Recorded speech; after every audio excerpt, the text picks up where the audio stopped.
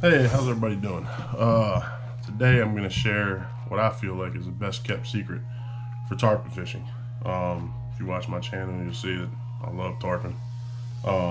Fish a lot down in Florida, Boca Grande, Tampa, that area. And everybody knows the traditional ways for fishing tarpon. You know, you hook a crab to the side, toss it out, let it drift, reposition your boat, keep on drifting. But if you can find tarpon feeding on glass minnows or sardines or anything like that, we had a lot of luck with these DOA mullets. There was two different colors. There was the root beer color and the chartreuse. They're about 4.5, 5 inches long. There's a 1 ounce jig head in there, just like this right here. Nothing too special.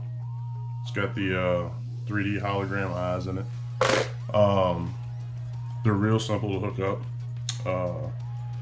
We were running them on 60-pound braid with 80-pound leaders, but as soon as we pulled up on the bait balls where they were feeding and being real aggressive, boiling, stuff like that, first cast.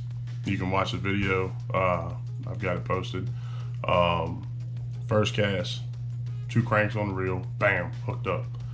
I got that fish. I've been fighting for about 10-15 minutes, and then my buddy right behind me, bam, hooked up on another one. You can see that in the video. We were doubled up in a matter of 15 minutes when we pulled up on the fish. If you tarpon fish, you know how hard it is to land a tarpon. They're very, very difficult to get to the boat.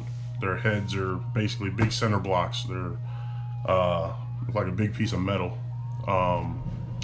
And they throw hooks very easily. There's not a whole lot of soft tissue to get the hook into. So there's about a silver dollar size circle on the side of their mouth, right in the corner of the hinge, where if you're lucky enough to get the hook there, you got a better chance of getting the fish in. The only downside to these is it's a lot of weight.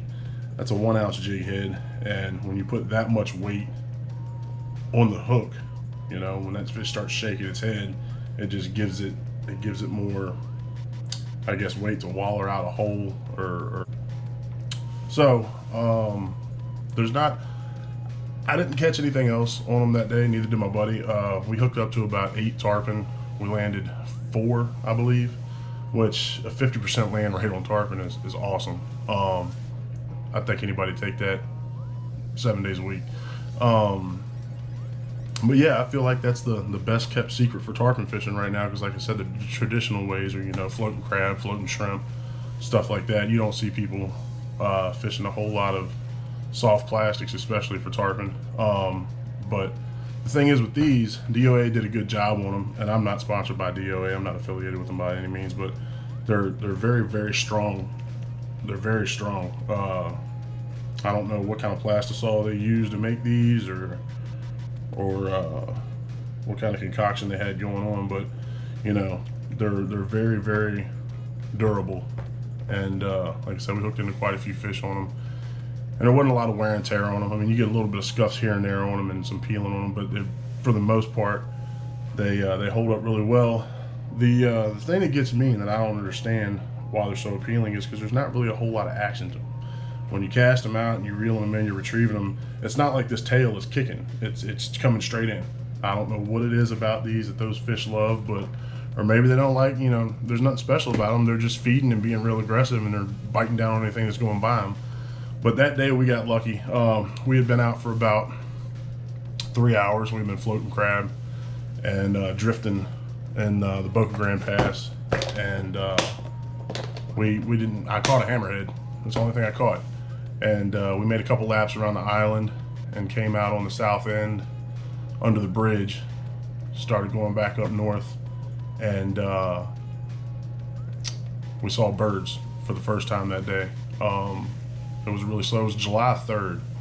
So, you know, it was the end of the season. You know, you're catching most of the tarpon between April through August. And you know, you got a few resident fish that stay around, but we did pretty good that day for the time of year, and it was good. God knows it was hot that day. I think it was about 98 degrees. But it was about 7:30 in the afternoon when they started biting. We found the school, and we got lucky that day. But yeah, give them a try.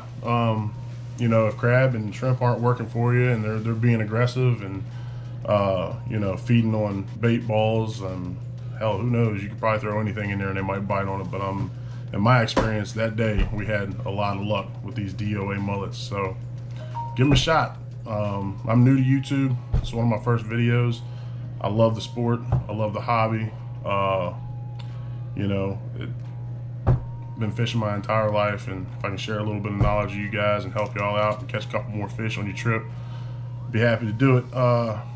Drop a like and subscribe if you enjoyed the video, and we'll see you next time.